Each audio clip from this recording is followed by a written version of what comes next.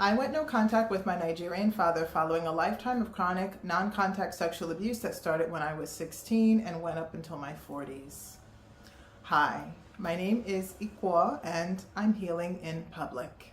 In today's video, I'm sharing how my life has been since I went no contact, especially since sharing the open letter to my family online in December 2025. Plus, I'll share how going no contact helped me deal and heal with some of the symptoms of CSA I've experienced throughout my entire life. If you haven't seen the whole video series, go back to the top so that you can get the backstory. As I mentioned in the last video, I posted an open letter to my family online in December 2025, and they really weren't that happy about it. I think I mentioned that my sisters sent me an Amazon gift box after that. I don't know if it was an olive branch or what, but I thought it was a pretty generic gift box, and when I spoke to my eldest sister on the phone about it, she was offended that I didn't like the gift and insisted that I thank her for it. And yes, I did. I realized that we were functioning in these kind of performative roles, and I was expected to still deliver my lines like I was reading a script.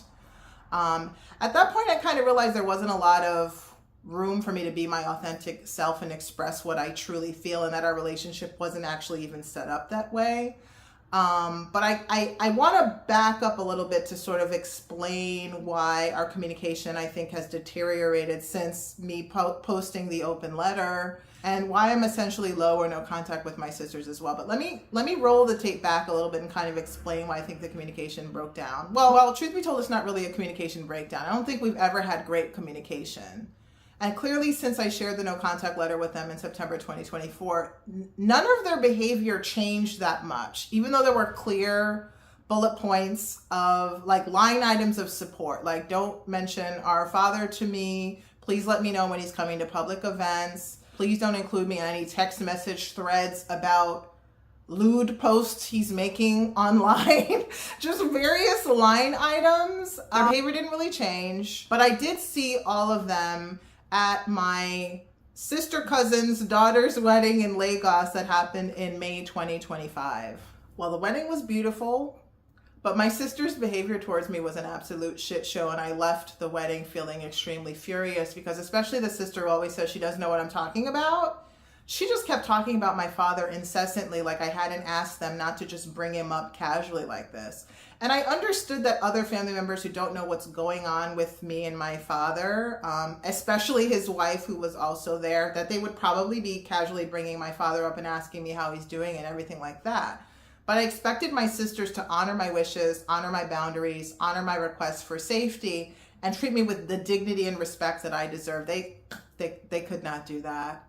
It was just name drop after name drop of my father. And of course, I'd also mentioned in the no contact letter in September 2024 that I was no longer Christian. And it was like Bible verses galore. There just was really no respect for me and my different spiritual beliefs and the great pains I'm going through to get myself to a space of psychological safety with respect to my father. So when I returned to New York in June, this was in anticipation of my father's 80th birthday that my eldest sister was throwing a big bash for. I knew I could not go. It was like a bash for my nephew's graduation, my brother-in-law's birthday, and my father's 80th. And I knew I couldn't go because my father was going to be there. They all thought I was still in Nigeria when the party was going on. And I thought that was simpler rather than people coming up to them and asking them a bunch of questions about why I wasn't there. And in the wake of that big bash and looking at all the photos of my dear old dad on Facebook and all of that, and realizing how many decades I've had to receive all of these photos of these great times and how great of a person he is. And I'm not saying my father doesn't have any good qualities. He, of course, also from time to time, as when I was following my dad on Facebook, pictures of the big-breasted women would pop up on my feed as well. I actually decided to just unfollow all of my immediate family members. I unfollowed my big sisters, I unfollowed my father and blocked him. I even unfollowed his wife and blocked her just for my own psychological safety. That I realized I had essentially carried myself through so many fires without feeling a sense of true emotional support from my family that I knew I had the courage to actually share my story online, because it seemed like energetically I had grown a lot in terms of my strength, my ability, and my power. And it was time to speak. I posted my open letter to my family because I was ready to release the shame of the CSA and to break the generational curse of silence around the abuse. And I also realized that over the years, my sisters invisibilizing my experience had actually pushed me to find my voice and to share my story in a much broader platform than our family allowed for. And in the aftermath of sharing that story online, I got a couple likes. You know, my little sisters liked the post. I think my sister closest in age above me liked the post. I received no other public support from my family. I said I received some public support from some of my late mother's friends and other friends and family members, which I really wasn't expecting.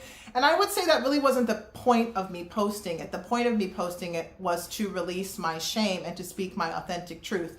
Because truth be told, I've been writing a memoir for 2 decades at least now, getting close to there. And I was wondering why it was taking me so long to finish it. And I finally understood it was because I was lying about my story. I was kind of sanitizing my story and my family history and trying to write something that felt safe to put out in public, and that until I broke this silence, I was actually never going to finish the book. Once I posted the open letter online and received the gift box olive branch from my sisters and went into the sisters chat to ask them, what does the gift box have to do with any of the issues that I raised in the open letter? That kind of opened a can of worms. They actually were deeply upset, and instead of just expressing it, they sent the gift box. Because then in the text thread, my sister, who never knows what I'm talking about, said how much she disapproved of me sharing my story. She also threw some more Bible verses at me. My eldest sister threw some Bible verses at me. She said I must hate her. And I'm like, I've never felt that way at all. I don't like how you make me feel, but that's not the same as hating you. And I question whether that was some form of projection. I think what I've come to understand is that mixed emotional development relationships are really difficult, because I've done all of this work to heal. And there's something called healing drift, which is when you've read all these books, you've done all this therapy, you've done all of this self-inquiry, you've integrated your shadow, and you're trying to have conversations with people who haven't done any of that. They're still performing in roles, and they're still speaking to you in scripts, and they're expecting you to play your role and respond with your lines. And I'm actually not responding with lines. I'm just being an authentic, embodied, sovereign human being. So it's actually really difficult to talk to them. It's basically impossible. I started to believe that until they do some work to integrate my actual experience that I've been sharing for decades into the way that they engage with me, we're probably not going to be too close. And that's okay. I no longer have to participate in this sort of like low effort, emotionally neglectful or harmful behavior, either from them or from my dad. And sometimes you have to be willing to stand alone, stand in your truth, and understand that it does not require anyone else's approval. It does not require anyone else to believe in it.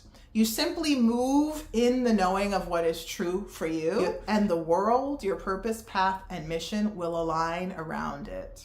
We come from a long line of women in our lineage who have been abused by toxic patriarchs. And I decided that I was going to break that generational curse, and I didn't need anyone else's participation to do it. I do pray for my sisters. I pray for everyone in my family that can wake up from the spell of toxic patriarchy. I pray that they wake up from the spell of narcissistic abuse, because that's the word that my therapist has started throwing around a little bit more ever since I started kind of getting deeper into my father's behaviors. Now, I know he has to go get a diagnosis to figure out if that's really what's going on here. And I don't think diagnoses are as important as how somebody really makes you feel.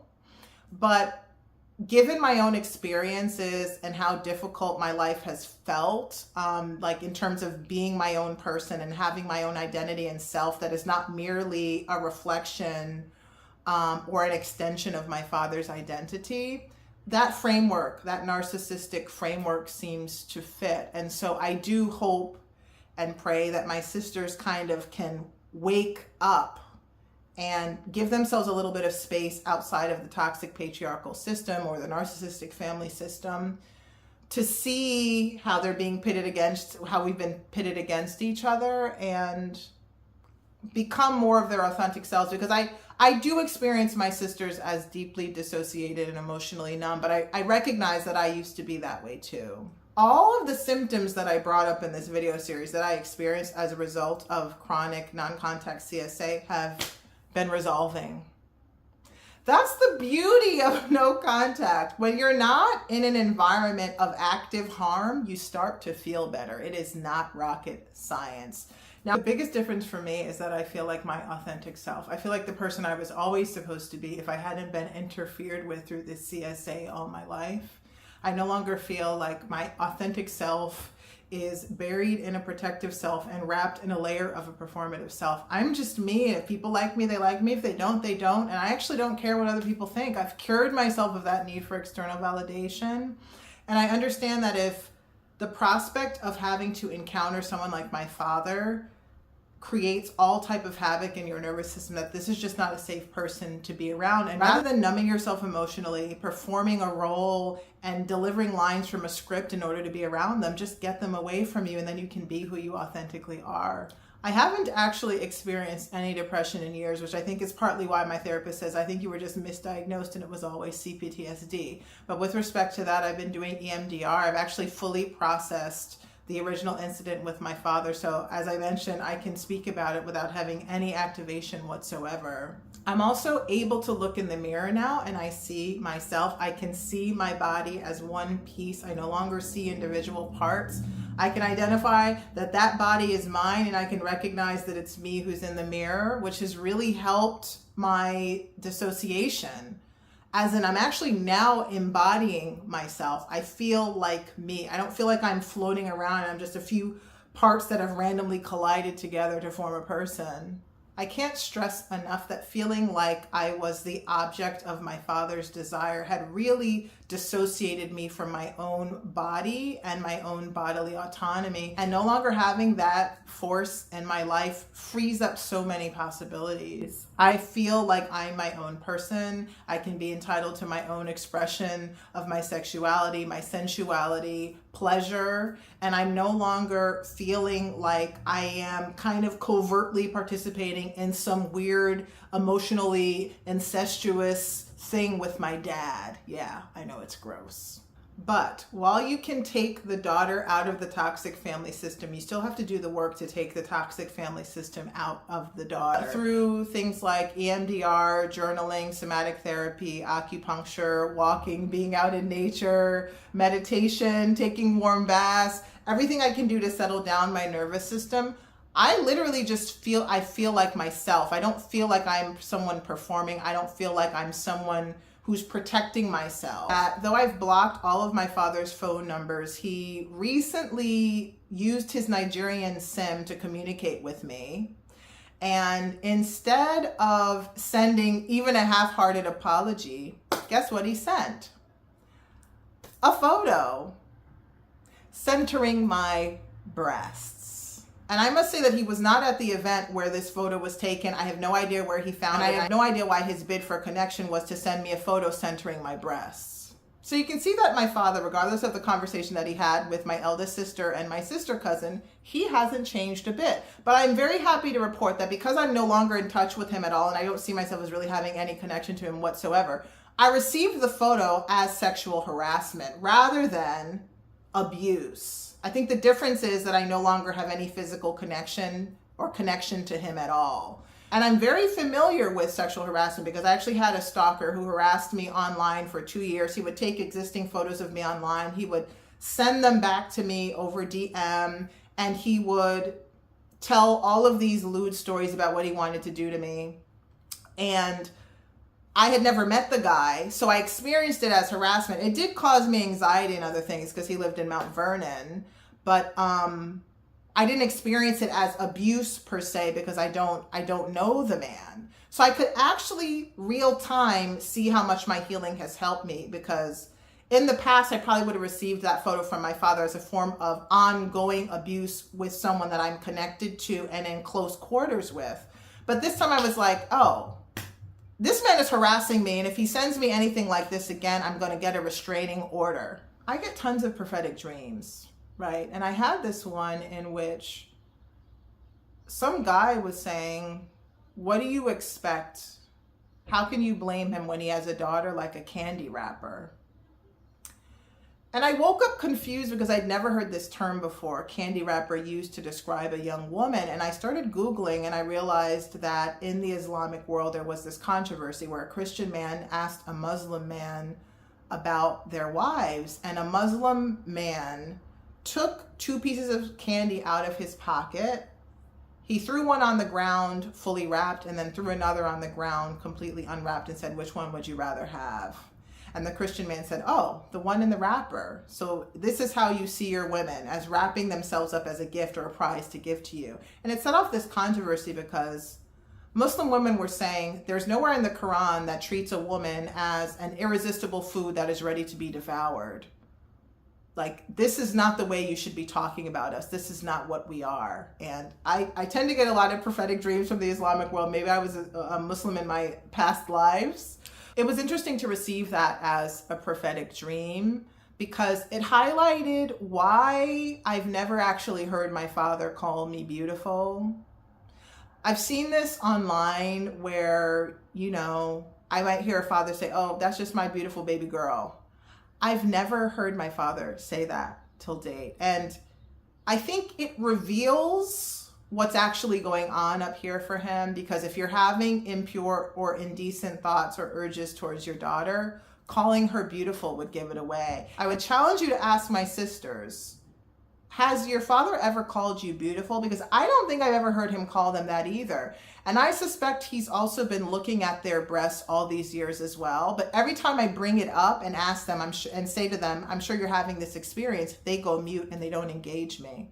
So I would ask you to ask them, why did it seem a better solution to let me be here dangling out by myself and never acknowledge that this is actually a shared experience that we're all having? And I understand that I actually don't really fit in that well with my family as I authentically am. I was only ever meant to fit into that family as a role, as the scapegoat, as the one who has issues, as the one who has health concerns, but that the family was actually what was making me sick, not the other way around. As I've taken more control of my life, worked on setting and maintaining these boundaries and expecting a certain level of dignity and respect from everyone around me, regardless of what their quote unquote title is, I honestly feel great. I feel fantastic. I'm almost embarrassed to say how fantastic I feel because I have so many friends who have chronic illnesses like me and also are concerned about the state of the world like me and are doom scrolling all day. And I'm at this point, I'm joy scrolling. My life feels like a joy scroll. But I realized in this whole process that part of the reason I've been proposed 2-3 times and said no every single time and don't have any kids is because I just could not imagine my father walking me down an aisle and, quote, giving me away in marriage, or sitting in the recovery room after I have a baby and watching me breastfeed. I mean, the thought of it made my skin crawl, and this is part of why I had resisted so many of these milestones in my life. But now that he's not in my life anymore, the possibilities are endless. The experience also makes me reflect on what should be possible. If when I have kids, I want them to be raised in a family that is supportive, that is people who are emotionally present, who are curious, who keep them safe, who allow them to be who they're meant to be, who support their independence and their bodily autonomy, their sovereignty as human beings. And this is the family I always wanted that I never got and that I was never going to have. And I had to accept that that was true for me and that I didn't have to erase myself and suffer in silence inside of a system that was harming me and creating all types of health issues and all of these things. And while it would have been nice to have my sisters support me publicly, or even privately, more so than they have, I saw a video on TikTok of a girl who was sexually assaulted by a stranger. It was also non-contact. And I remember in the TikTok video, her sister sitting next to her and just keeping her hand on her shoulder. And when she got choked up and couldn't talk, her sister spoke for her. And I remember watching it and just thinking, this is an experience I will never have. But I am a crowd of one. This is something that I've learned. Where other people need big, huge groups for validation, all I have to do is use my voice and speak.